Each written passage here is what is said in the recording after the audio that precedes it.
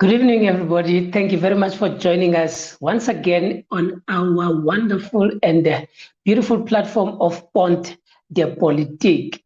Remember, before we go anywhere, you must ensure that you follow on our Pont de Politique YouTube channel and ensure that you subscribe so that we can grow our family.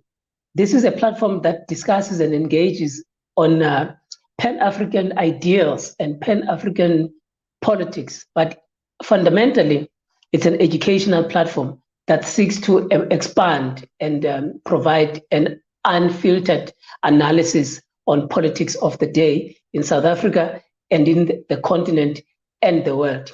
Join us on YouTube, on Twitter, on Facebook, on Instagram, and on TikTok. In all these social media platforms, we're available, and we would love for you to follow us.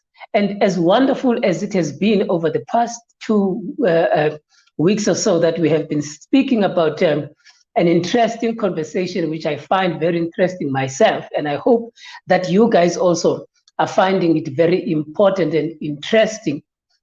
We've been speaking about Pan-Africanism and the politics of the continent. These conversations were influenced by a Pan-Africanism conference that was held in South Africa at the CSIR. The majority of the speakers who were part and parcel of that conversation were speaking about a type of Pan-Africanism that is regarded as a pragmatic Pan-Africanism or a so-called realistic Pan-Africanism. Last week, we had went through to a Western country, French-speaking former colony, whether you want to call it former colony or not, Guinea-Bissau, where we're engaging on the very same topic of Pan-Africanism, and we're engaging on the very same topic of the elements of Pan-Africanism as well, and all these dynamics. We had somebody speaking to us about the legacy of Amilcar Cabral. Now, today, we are going to another very interesting environment, which I find it a very, very, very much privilege to be part of. We are going into the land of the upright man, the land of Thomas Sankara. And we've got our guest today. Her name is Inemesit. Inemesit is joining us from Ouagadougou in Burkina Faso. Inemesit, good afternoon. It's the afternoon at your part of the world. How are you doing? Greetings. I'm doing well. Thank you so much for having me on. I'm so excited to exchange. It's super great to build connections between Burkina Faso and Azania. So I'm just really, really happy to be on and to be able to discuss these different things with you.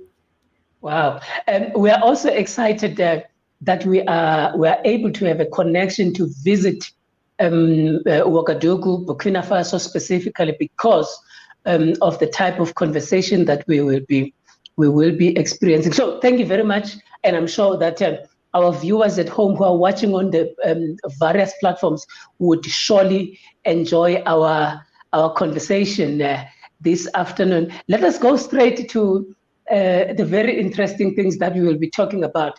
Remember, guys, over the past few days, over the past few weeks, let's put it like that, there has been something that has been taking place in Burkina Faso. The coup and the newspaper articles has been talking about the 8 months and everything and all of that. So this is how we are going to be beginning our conversation today.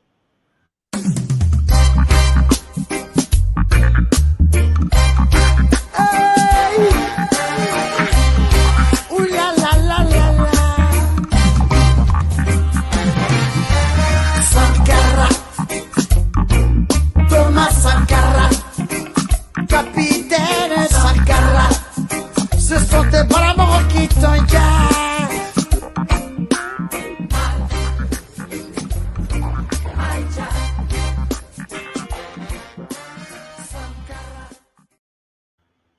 Here we are. We just started with one of the great sons of the African continent. Inemesit, let's get straight to it. You are in Ouagadougou. in Burkina Faso. And over the past weeks, there has been the second coup in 8 months. Give us an analysis of what has been taking place as you're experiencing it in that part of the world. Okay, so I mean, the first thing I'll say is this really is the land of upright men, upright people. This really is the land of Thomas Sankara. And so I know that if you pay attention to the news cycles, it seems like things are incredibly bleak with high levels of instability, coups, terrorist activities in certain parts of the country, and this is all true. But this is also something that's coupled with a really heightened level of anti-imperialist sentiment that is like widespread across the masses here in Burkina Faso, and I'll say across the entire Sahel region right now. So even though it is a difficult time and it's in some ways a confusing time, it's also a very exciting time because everywhere you go, there is people are really rallied up right now against imperialism, particularly French imperialism, but also a really heightened anti-Western sentiment. And we see this here in Burkina, we see it in Chad, in Niger, in Senegal, and then of course in Mali, where the current transition government has already taken very clear steps away to move out of the French camp and has publicly denounced France and cut diplomatic ties. So it's a very exciting time to be in the Sahel, despite how complex things are and how uncertain things are. So there was a recent second coup. Since I've been here, there have been two coups d'etats. There was one 8 months ago, or 9 months. It's October. It happened in January. In January, yes. So to explain that, so I'll say the first thing I'll say is that on the mass level, there's a huge thirst for change, especially because the people here are paying such close attention to Mali, and they've seen how Mali, the Malian government has cut ties with France and has, for the most part, forced a lot of the different Western military forces and operations out of the country. And the Malian government right now has taken a pretty openly antagonistic position towards France. And so this is what the people here in Burkina Faso are really, really hungry for. And so when the first coup happened in January, there was a huge wave of excitement because people believed that Damiba, this new coup government, was going to follow in the direction of Goita in Mali, who also came to power through a coup. And so there was a lot of like hysteria, but positive hysteria, because people believed, okay, we're getting France out of the country. This means that we're getting France out of the country. And there was a lot of giving him the benefit of the doubt, I think, without having necessarily having evidence, to believe that. It was a lot of just based off of a hope that would be what would come. And I see the second coup as something that, given the period of the last 8 months, makes a lot of sense. Like it's something that's almost it's not something that's not predictable, I think, on my end, personally. For example, the coup that just happened was happening just as frustrations against Damiba were starting to grow. Okay.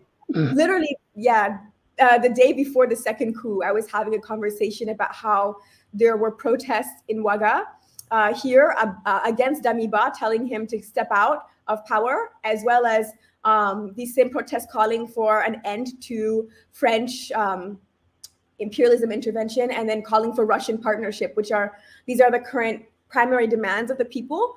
And so that became coupled with a sort of anger towards Damiba because he wasn't taking the move that the people had hoped he would make. And so I think it made a lot of sense that there could have been another coup, because there was kind of an opening in terms of a lack of popularity. That doesn't mean I think that the new coup is anti-imperialist, though. Sorry.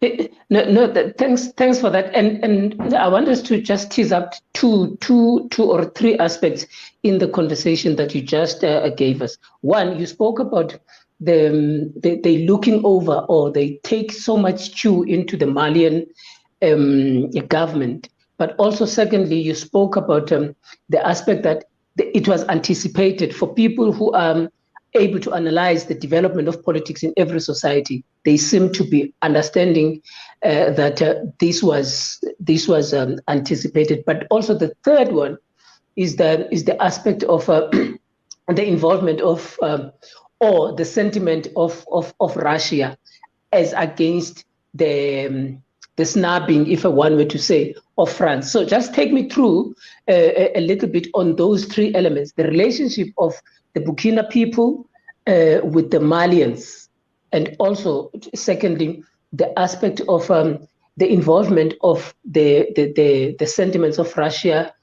and the anti-French sentiments, and then lastly, the anticipation, because I know for sure that the junior officers have been complaining about the approach that the government was taking. Okay, definitely. So, I mean, one thing I'll say, and one thing I really love about Burkina Faso and this region of Africa is that I think on a mass level, on a popular level, there's a very strong sort of Pan-African spirit. Like here, there's not a lot of opposition to African unity. You know, there's needs for political education and in other ways, but people feel very, very closely tied, at least to their neighbors, if not to the continent as a whole. So people here in Burkina Faso, when the coup happened, the first one, there was a hope that Damiba would also unite directly with Mali. Like they would start some sort of federation. I mean, people are really, there's a lot of excitement, you know?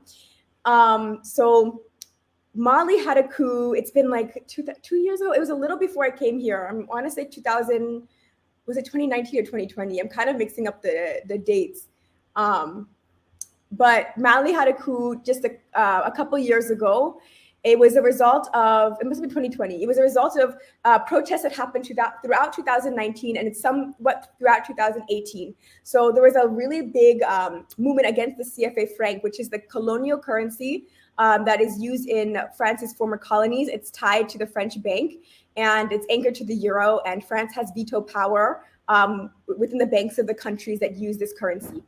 So there's a big movement around 2018 going into 2019 against this currency, which in Mali began to manifest also as a movement against French militarism in particular. Those protests in Mali started to get quite big. I mean, numbering, you know, tens of thousands of people at least, showing up on multiple occasions on the streets of Bamako and other parts of the country before Goita came to power.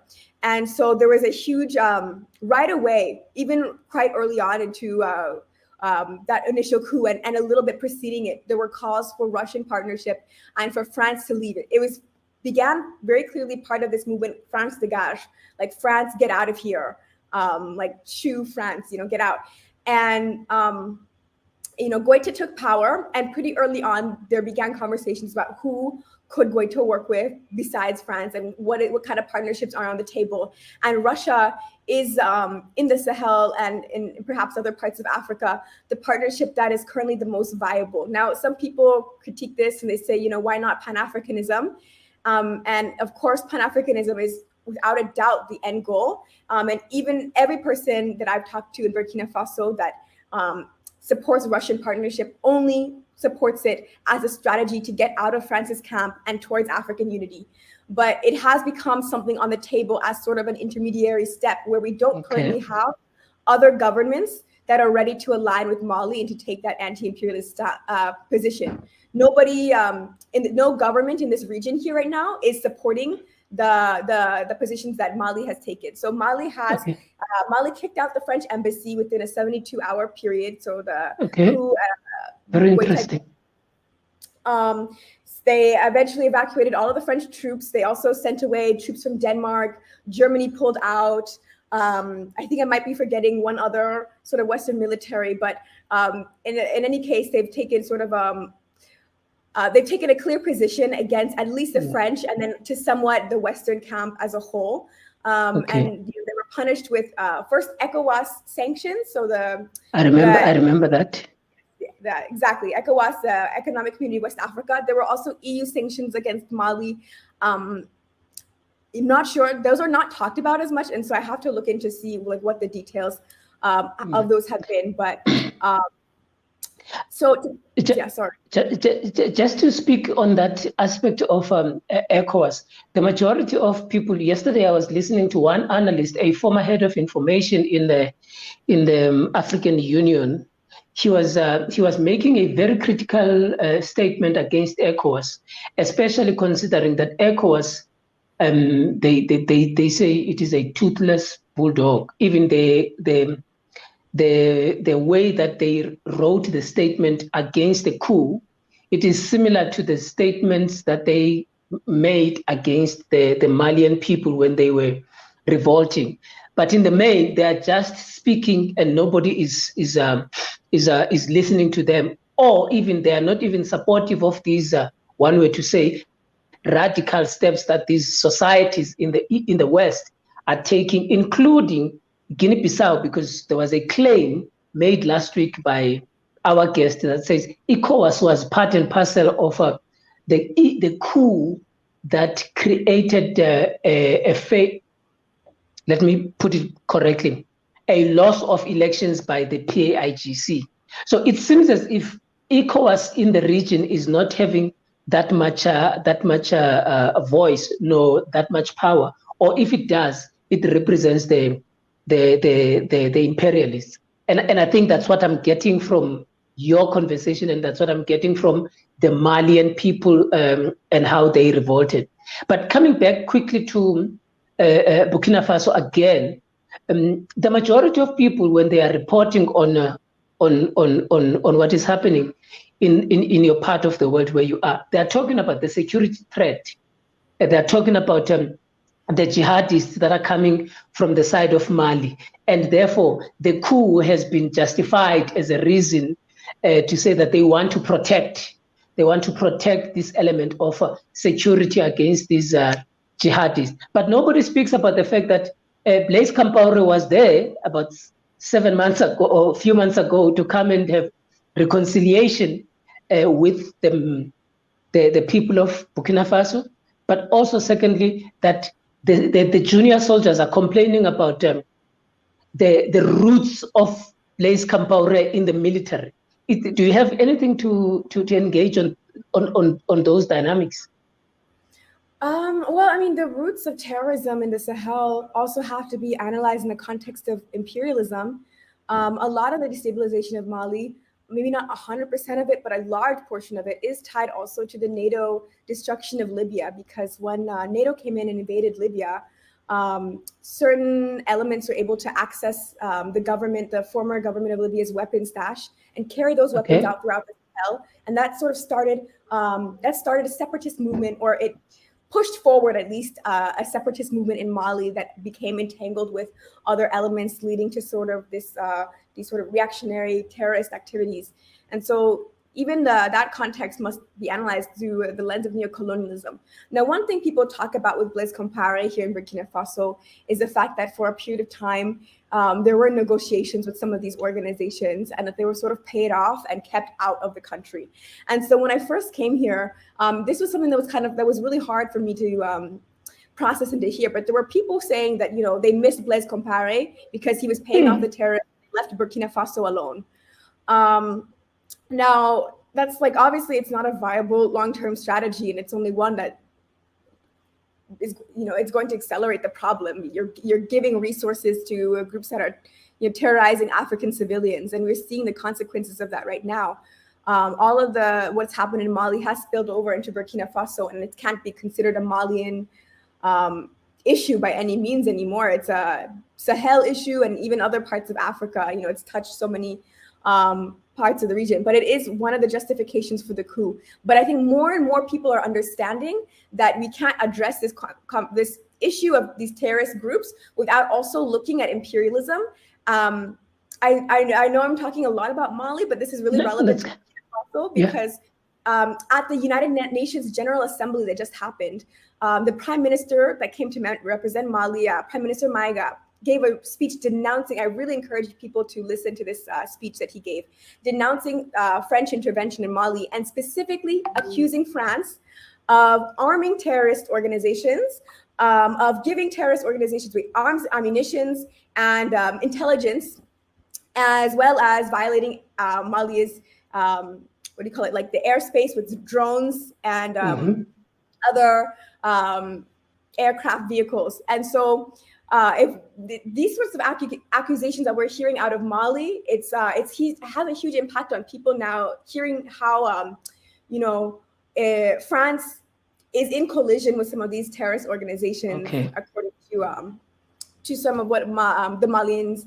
have claimed, and other sources as well. There has been articles that have come out about mass graves around the French military base found around there. So people are understanding that, it's not a question of, the question is not, is France going to help us, but is France even, on our side here, especially given they were involved in destroying Libya as well. No, that is very interesting, because what you are putting across to our viewers, and my viewers, you must understand that what my guest is trying to bring to the table is that you need to analyze the politics of the region so that you can understand what is happening in one part of the country. If you are able to understand the politics of the region, or also the politics of the continent, you are able to therefore make sense of what it means that you've got one of the poorest countries in the Western region, Burkina Faso, being unstable as the way that it is. Just for the sake of those who do not understand, because we are teaching as well, the Sahel, just explain to the viewers, what do we mean by the Sahel? So the Sahel, it has different meanings. Like originally it's a geographic region underneath the Sahara Desert. That's kind of not quite the desert, but sort of desertish. But normally we use the term to refer more to like a cultural and historic region. So it's Senegal, Mali, Burkina Faso, Niger, and Chad are most commonly considered part of the Sahel, and then sometimes other countries as well. But those are the ones that are usually what we refer to as the Sahel. And thanks also for that. Just a few minutes ago, you spoke about the critique, the statement that was given by, I think, the Malian representative in the United Nations. Can you give us that name again so that we can be able to pick it up, and so that our viewers are able to go back and look into that particular story, and they can make sense of it? Yes, his name is Prime Minister Idrissa Maiga, M-A-I-G-A. So if you search Prime Minister Maiga and then United Nations General Assembly, you should be able to find that speech. Yes, and? Just to say quickly that I think this speech also, and what happened at the UN, had a huge role on the coup that happened here, because there was a lot of conversation about the differences between from where President Damiba in Burkina Faso, how he represented the problems here versus how Mali did. And so it led to a really heightened dissatisfaction with Damiba, who was comparatively much more pro-West than Mali's representative.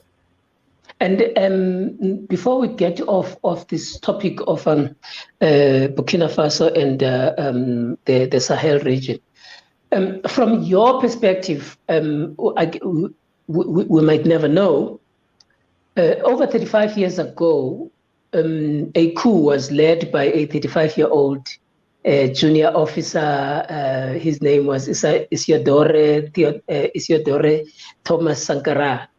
Now, exactly at that moment, 35 years later, you've got the similar situation in the latest coup. When you look at it, do you think that the coup that has taken place is that of the representation of the people, considering that even today there's a discussion taking place of how things are going to be run? There's a civil society, there's political parties, there's the junta and everybody else. They are sitting together. But do you think the coup has got something to do with the protection of the Burkina people? So I'll answer this as honestly as I can. I can't predict the future. I would love to believe that the current coup under Traore is going to be anti-imperialist and popular and wonderful. I really would love to believe it. But honestly, there is no evidence that I've seen as of now that supports this. And one of the things that I am pushing really hard for people to understand, because we like to give all the presidents the benefit of the doubt that they are revolutionaries and that they're going to reveal this at one point or another. I like to use the Amilcar Cabral quote when he says, "Hide nothing from the masses of our people." When we see Thomas Sankara and the history there, even when we see Mali with the current president Goita, they're very clear, at least publicly, about what camp they're in. And out here, I think we're still trying to play sort of a guessing game on whether or not they're on our side. So I tell people, it shouldn't be a secret. If somebody is really on our side, they shouldn't be I don't think that you should be keeping the masses of people guessing, And so to me, that to me is a red flag and make it to me a little more unlikely. But I do think that in the near future, because of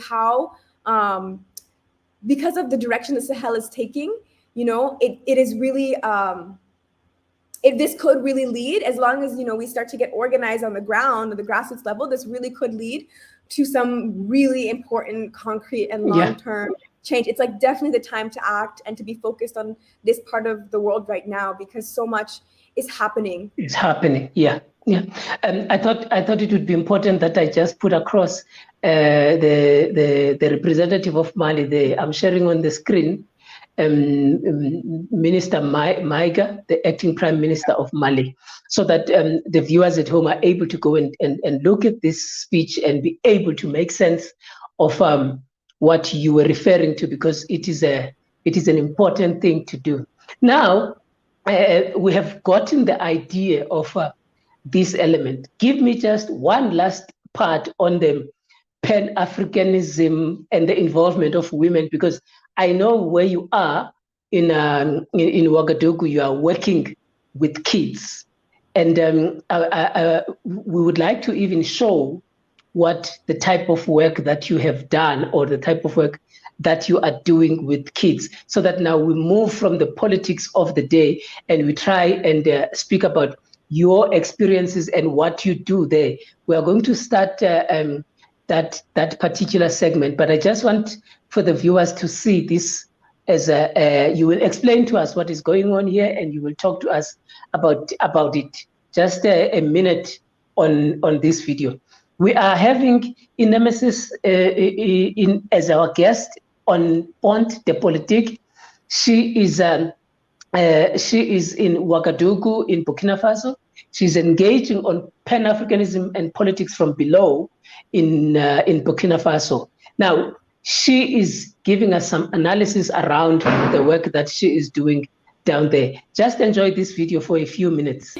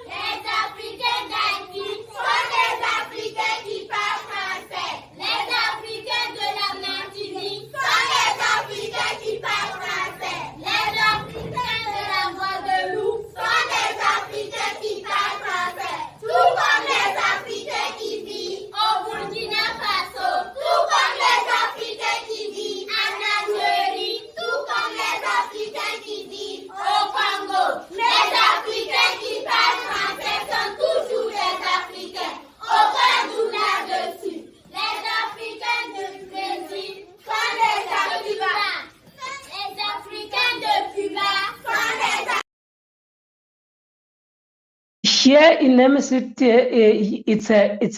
it's a group of young kids that seemingly passing a message of some sort. Now, what do you do with these kids? Because you are at the Thomas Sankara Center for Liberation and African Unity. Tell us about that particular experiences, Pan-Africanism as a whole, the type of things that you do and you provide in that part of the, because we're talking about Pan-Africanism from from below.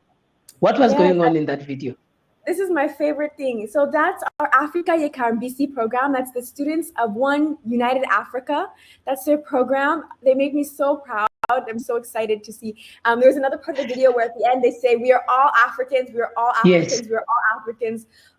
Learn to celebrate it, learn to explain it, learn to defend it. And so that's a poem by Obi Egbuno Jr. He's a comrade based out of DC in the United States. But we do all sorts of Pan-African programming with children and adults out here. And it's the most exciting thing to do on the ground right now. You know, we talk about the coups and this and that. Honestly, it's good if we get, you know, a revolutionary government through that form, but it's not it's not strategic to rely on that. We need to build from the ground up.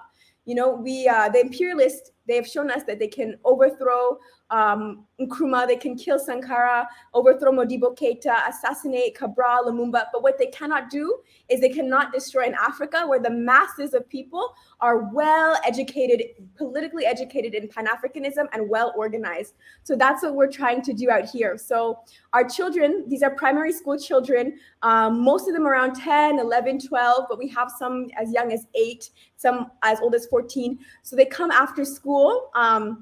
They get out early on Wednesdays. They get out of school early on Wednesdays, so they come over here.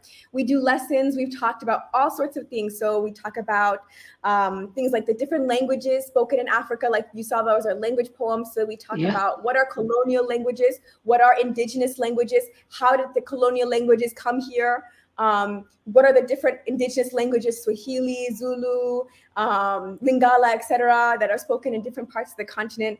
We talk about what resources come from Africa. So our children can tell you, you know, coltan comes from Congo, and it's used to make telephones, smartphones, computers, electronic cars. They can explain that to you. They can talk about the cacao, what do you call it in English? Cocoa that grows in Cote d'Ivoire and Ghana.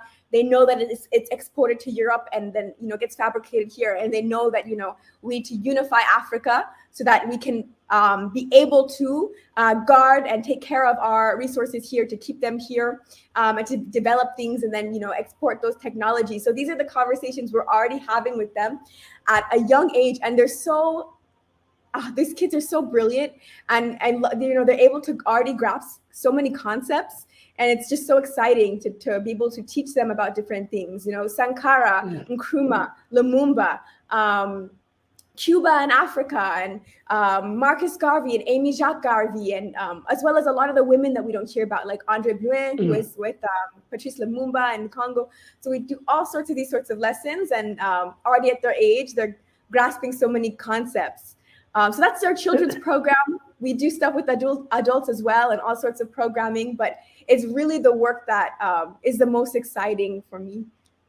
Yeah, and this is beautiful because, and I want to ensure that I repeat it again, because I had spoken about it in the previous episode, that people must understand, whether you are wherever you are, the first a group of people who organized from a continental perspective were women. The Pan-African Women Organization was established a year earlier, before the OAU. So people must understand that when we talk about the African unity, we must try and expand it properly. It must not be his story. It must be our story. There is founding mothers and founding fathers. Mothers gave birth to this particular idea of OAU. It was established in 1962, and you must teach those kids about it. It is important, and I love the type of work that you're speaking about. Earlier in the conversation, you spoke about the need for an ideological training, because sometimes even these coups, even the support, when people said to you that they missed Blaise Compaoré, you cringed probably, because you felt like, do these people really understand the impact that Blaise Compaoré has done to their society? So why do you think the type of work that you do in the center is essential, and how does that help to influence the type of young people whom we see are protesting in Ouagadougou and other parts of Burkina Faso? Okay, well, Thomas Sankara has a very famous quote where he says that a soldier without political and ideological education is a potential criminal. And this is a quote that we love to quote all the time. We talk about how Thomas Sankara said this. And we understand it's not just the soldiers that need the political education. It's every sector of African society.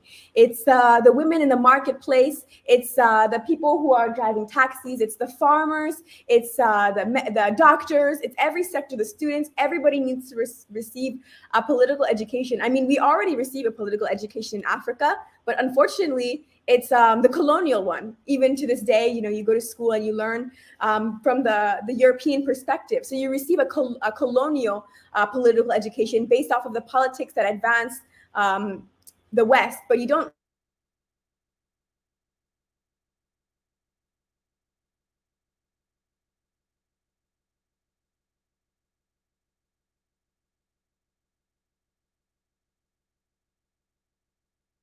It seems like we have lost our guest there as she was beginning to engage with us on the importance of political education, and I think this is very much interesting, and it's a very interesting conversation.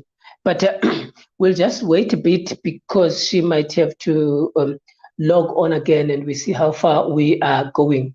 When we were playing that, there was an opening video that we played at the beginning, and that video was actually the painting of the library.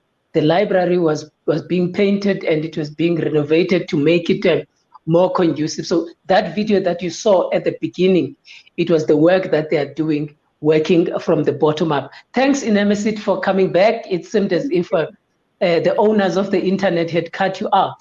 You were still on the importance of political education. Let's go there.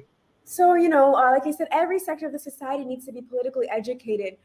As I already mentioned, you know, even if they kill Sankara or Cabral or Lumumba, if all of the masses are well educated and well organized, we can defend African unity, and we continue to fight for African unity. So we can't just be reliant. We need good leadership. We need our Sankaras and our Lumumbas and our Nkrumahs, but we also need all of the people of Africa to be engaged in the political, the African revolution, every aspect. So out here we have a library. It's a free lending library, and we have a lot of books that are available only here and nowhere else in Burkina Faso for the most part. Like there's nowhere in Burkina Faso where you can go and find books by Amilcar Cabral, his speeches, or Kwame Nkrumah, or Frantz Fanon, but we have those gathered here. And people can come here for free, check out those books. It's a lending library, so they come and they read, they bring the books back, and they exchange that. So that's what we have running here. We also have regular events. So that you just saw our first year anniversary, which is super exciting. We painted that mural as well as another beautiful mural that we have painted. We had painted at the library here. We have events like film screening. So we do films. We watch films about, you know, whether it's documentaries about Thomas Sankara, Modibo Keita, Sheikh Anta Diop, Frantz Fanon, or like more narrative type films by people like Ousmane Sembène, who critiqued colonialism in their works. We watch those and then we have discussions together about what are the messages being sent here, what can we learn. We also have a work study circle that's part of the All African People's Revolutionary Party that meets every single week here. We just finished reading Class Struggle in Africa by Kwame Nkrumah, which was so relevant. I mean, Class Struggle in Africa, he talks about coup de tats, the coups in Africa during his time and his analysis. So it was really interesting to sort of compare what he had to say with the current reality. So we are meeting regularly every week also here to read collectively as well. So these are just some of the events. We do African Liberation Day here. I forgot to mention our children's program also includes a children's theater program. So we do children's plays. We've done one on Thomas Sankara and another one on Kwame Nkrumah. And so we involve the children in theater. So these are sorts of activities that we do on the ground here. But our big emphasis is on political education. How can we spread political education? Because you say that because you are carrying that Sankaraist idea, so political education becomes an important element. One of the things that I probably have noticed in my part of the world is the majority of the people in Azania, South Africa, they do not have much understanding and knowledge on the politics of the continent. And this part of the conversation of on the politics seeks to at least bridge that particular gap. Do you feel this is the same thing when it comes to the people in Burkina Faso, in Ouagadougou specifically, that they fail or they don't understand what happens in the other regions, and therefore they are confined into understanding whatever that is happening within the small boxes with which of these colonial borders are? Is that the same thing that you're picking up?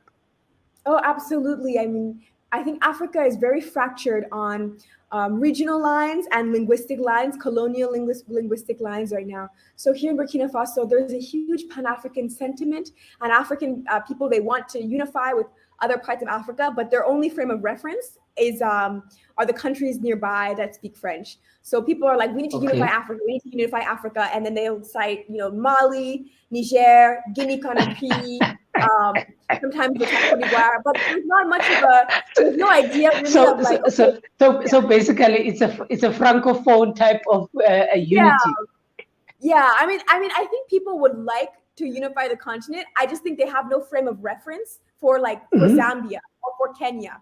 They're not hearing anything coming out, there's a lot of a lot of ways Africa is cut off from this sort of unity because we lack Pan-African media that unifies the continent, exchanging across these languages. We don't have this sort of infrastructure that's very well developed right now amongst Pan-Africanists so much to like spread that information. So, which is why I think it's really great that, here in Burkina, we're now exchanging with Azania. We have this contact that we can build upon. But for the most part, it's pretty, I think it's pretty weak. And I don't think many people know exactly, what is happening in Azania, what is happening in Botswana. At one point I mentioned with you outside of this podcast, the two parts of Africa that are really heavily militarized and really engaged in sort of the same sort of imperialism taking this very strong military form. It's the Sahel and the Horn of Africa. A huge drone base in Niger, and then there's a huge drone base in Somalia. But there's no connection on the grassroots level between these two parts of Africa, really so much in terms of, figuring out how can we work together. If we're fighting the militaristic aspects of Western imperialism here and you're fighting it here, how can we collaborate? That's not so much on the radar, I think, right now, unfortunately. And I think it should be, and it should be something that we can help to push here in the Thomas Sankara Center. But we're still so fragmented. I understand. Thanks for raising that. Colleagues and friends, we are having our guest straight from Ouagadougou in Nemesit. Her name is Nemesit, and she's very passionate about what she does. She works with the young people in the Thomas Sankara Center for Liberation and African Unity.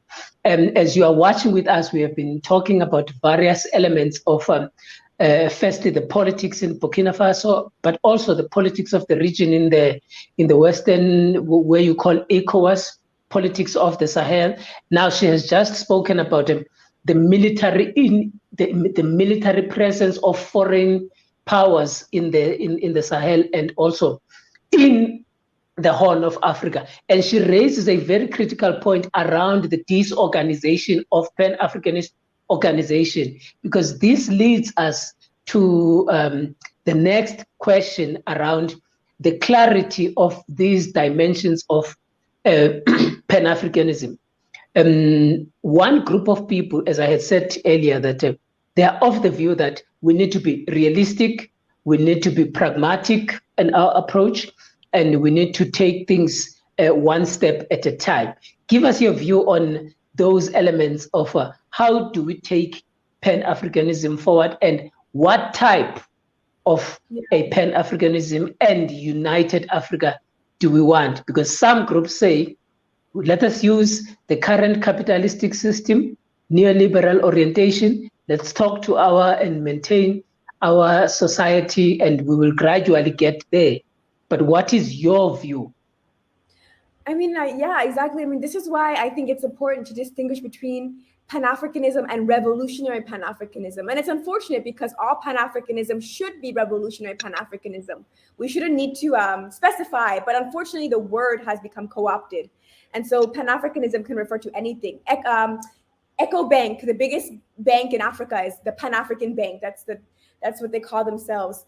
And so, I hear even the Pan-African Parliament. Pan-African Parliament, yeah. And so people, there's people who just want to unify Africa under capitalism. I don't even think it's possible, to be honest. I don't think that the way that Africa is integrated into the world, like it's possible for Africa to unite under capitalism. Africa is, the way Africa is positioned in the world is it's designed to be dependent. And it's not just that Africa is dependent on the West, but the West and most of the world is dependent on Africa. And so I don't think there's any way we can just, ask very nicely and, we are going to negotiate in a diplomatic way and build industrialism, capitalism here in Africa, and it's going to work very well. And then they'll just let us use all the coltan here, and they'll let us use all the uranium from Niger, and they'll just, I don't think it's even possible. But we see people trying to aim at this approach. I mean, Ghana is one example I see. So some people think that Nana Akufo-Addo is, the model of Pan-Africanism because Microsoft is coming to Ghana, and now the Microsoft is having their headquarters there. There's even I've heard the talks at the sort of East African Federation that's potentially emerging. But it's like, look at who are some of these factors who are involved in these. Does it make sense for somebody to be currently exploiting Congo? I'm talking about what's happening with Rwanda and Congo. It doesn't make sense to be allying with the West and exploiting Congo and at the same time pushing for some sort of federation. I mean, I think that approach is like this idea that maybe a certain class of Africans can push themselves forward, and then still the masses are just kind of gonna be put by the wayside, and some of us are gonna have our Microsoft office to go to, but that's still not fighting for an Africa that's free from imperialism. Even with that, you're still dependent on Western capital to come and build your Microsoft. You can't actually take the resources of Africa and develop anything with them through that sort of approach. And the only way we could do that and would be to control our resources. And the only way we could control our resources would be to push through a more revolutionary means of doing it, because the West is clear. They're not going to negotiate with us to take back, for us to take back our wealth. They're not going to sit at a table with us and let us use the uranium and all the coltan and all the petroleum and all of that we have. So I don't think it's possible.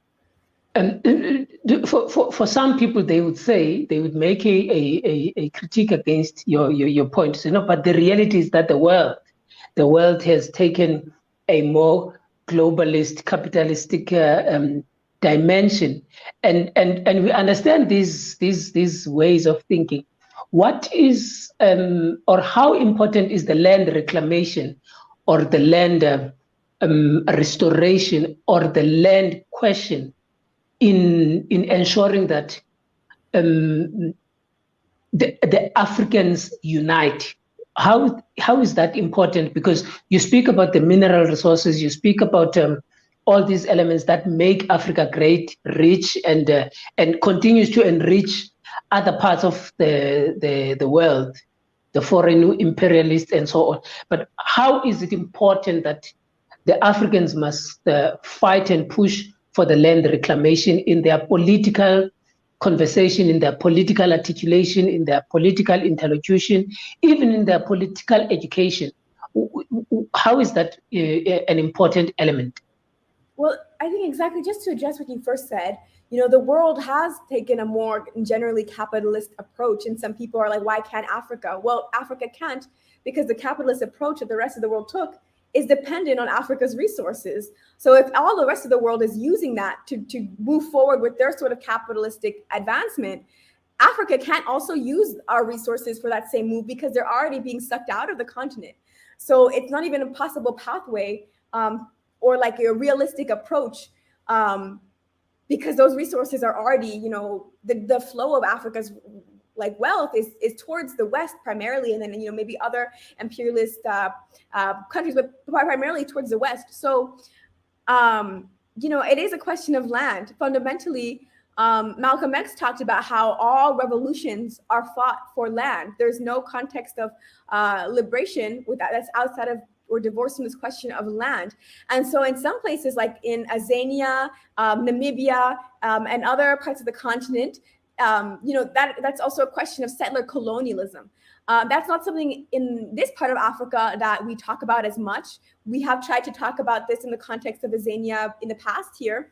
But we talk about land reclamation here too, because these are our gold mines that are, enriching CEOs in Canada right now, and Australia, the US, the UK, etc. It's Burkina Faso's gold, it's Mali's gold, it's Niger's uranium. The uranium from Niger is actually used to light up the Eiffel Tower. So every time you see the Eiffel Tower, you need to keep in mind, that's being lit up directly from Niger's uranium, as well as several parts of France. So that's all a question about land. What's happening to our land?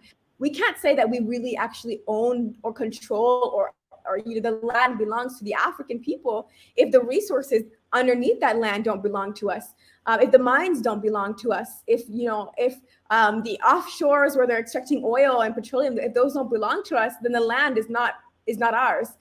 So it is fundamentally a land question. There's no other way to, even when we talk about unifying Africa, we're unifying Africa. It's about having sovereignty over our lands and being able to defend our lands.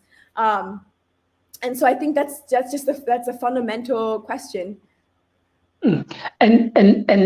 Probably because it is what you would call, it's not even a political right. It's a birth given right. It's a right to life. It's a right to dignity. It's a right to humanness, right to humanity. And therefore, excuse me, and therefore, for the purposes of any political interlocution, if it fails to address the aspect of the land in the African continent precisely, and even in the case of the Palestine, it becomes one way of a weak type of a political interlocution. How do we link, therefore, our politics? How do we organize ourselves? How do we ensure that we, in one part of the area or in one part of the region, we're able to link up with other parts of the region of the continent, considering that you are working with kids? What would you want to see from your kids thinking outside the box? Maybe there could be somebody who will be watching this program and they would say, I'm willing to do what you are looking for. What would you want? What would you like to see? What would be your need around the kids that you are working with, and the people also, the young adults and the adults that you are working with in Ouagadougou, in the Thomas Sankara Center for African Liberation and Unity? Well, a few things. I mean, I think for one, we need to grow our organizations. We need more Africans involved in organizations. Every African who listens to this show should be part of some organization that's fighting for African liberation. You need to find whichever organization that's fighting for the people that you align yourself with and join. So that way we can collaborate, not just, you're an individual and I'm an individual, but how can our organizations collaborate and build something more concretely than that? And then, political education pushes us to a broader sort of conception of Africa, I believe as well, because the more that we politically educate ourselves, the more we see actually, okay, what's happening in Burkina Faso, directly connected to what's happening in Mozambique, directly connected to what happened in Algeria, what happens in Namibia, etc. So political education really helps. With our children, we emphasize, African history from a more continental sort of perspective. So even though we call it the Thomas Sankara Center, it's not just about Thomas Sankara, but we can use Thomas Sankara's example to show these different connections with different parts of Africa. So Thomas Sankara had a close relationship with Samora Machel. We can show that, Burkina Faso and Mozambique may be on different sides of the continent, but they have a historical relationship, and that the struggle is the same struggle. So we can use our historical models also to see where were these connections between us, and how can we transmit that to our young people. I think, there's all sorts of different Pan-African initiatives for children. It would be great if we could start moving towards centralizing those things. So we currently have a Patreon where if you subscribe, you can access our curriculum. We do use that to support the Thomas Sankara Center because we're 100% grassroots funded at this time. We are, at the time that I'm speaking, all of our source of funding is just from the people.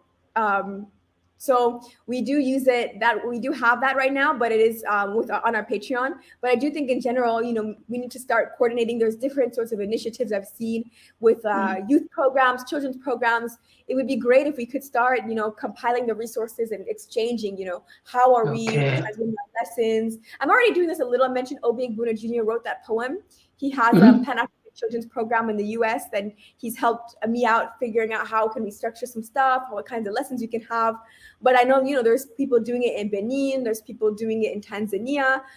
So it'd be great if we could sort of pull those together so we can, even in creating exchanges. We have a partnership now with the Pan-African group based in France, and our children are going to be having pen pals with the Africans based there. So that they can, write about what they're learning about Africa here, what they're learning about Africa in the diaspora. But these sorts of things where the children can connect and, see, okay, there's the children in Tanzania and they're learning about Burkina Faso, and we in Burkina Faso, we're learning about Tanzania, and this sort of thing. I think these are what we need to develop. So it provides a more rounded type of an ideological training or a knowledge of a people who know what is, even if they don't know it explicitly, but they at least have a basic understanding of what is happening in one part of the continent and in the world that affects the African people. In less than a minute or so, can you give us a summary of how are things there in Ouagadougou now, as you are outside? How are things are? Those will become therefore. Immediately after that, you give us your closing remarks. Just describe to a person who's watching how things are at the moment in less than a minute. Okay, well, I'll just say, because I think there's a lot of different ideas that people have, what it's like to live here day to day. What is just regular life here like? It's not some scary thing, violence everywhere. Like, that's not what's happening in Ouagadougou right now. For the most part, people are just going about their life. They're working, they're taking care of their kids, they're doing what they're normally doing. But the conversations that people are having everywhere, all over the place, in barbershops, in salons, in the restaurants, etc., talking about French imperialism needs to get out. We need an alternative. We need something better than the French partnership that we've had. And then people are talking all of the time about we need to unify different parts of Africa. We need to unite our neighbors. We can start a union of African states.